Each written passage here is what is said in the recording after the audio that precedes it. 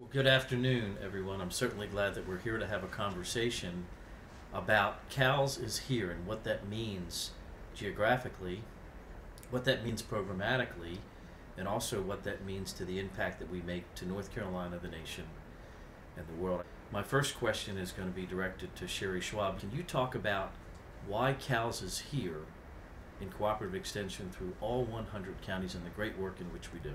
You can go to a small county, a small rural county, and talk to the people there, whether it's the county government, producers, youth, families, and hear, how Extension made a difference to them, and not a little difference, like, oh, this was an extra bit of knowledge to have, but this made a difference. It is interesting because I was hearing Sherry about the 100 counties and the presence. We can think about really an international extension.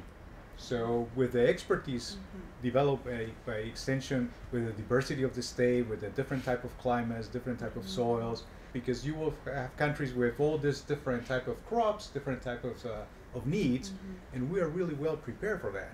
And in many ways, I feel because of what we do so well here already, it prepares us to help others help themselves.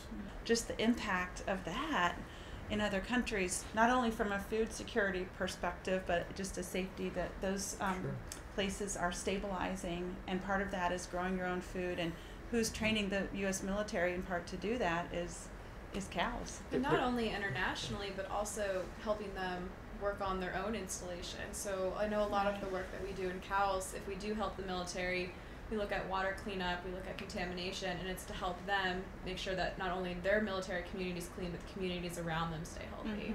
So that's a great point. Great point. We want you to leave this institution with a feeling that CALS was here, that they prepared, trained, and educated you well so that you can be a leader. It's easy to think that no matter where I go after this, I'm always going to have CALS.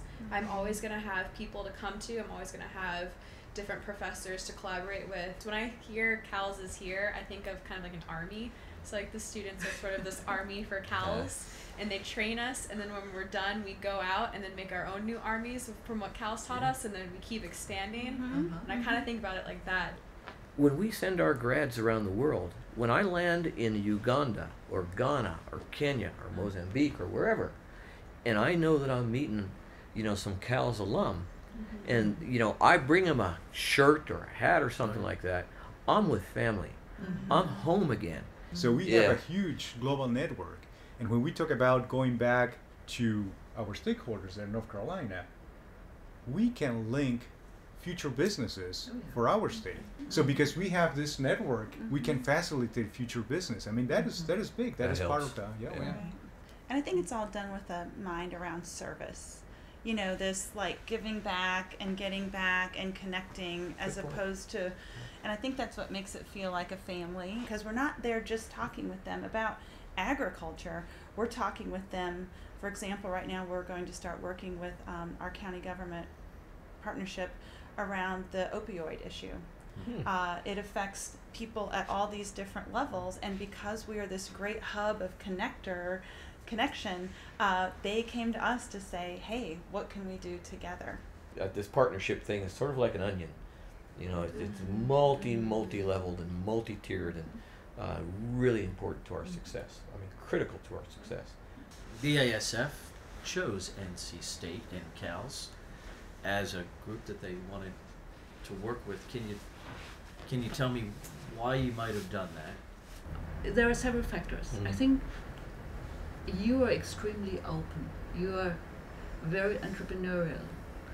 You are moving forward with a vision that is also very much aligned with BASF's vision. That is amazing. There is an underlying mentality and culture that fits. So as I close this conversation, I've learned a lot today.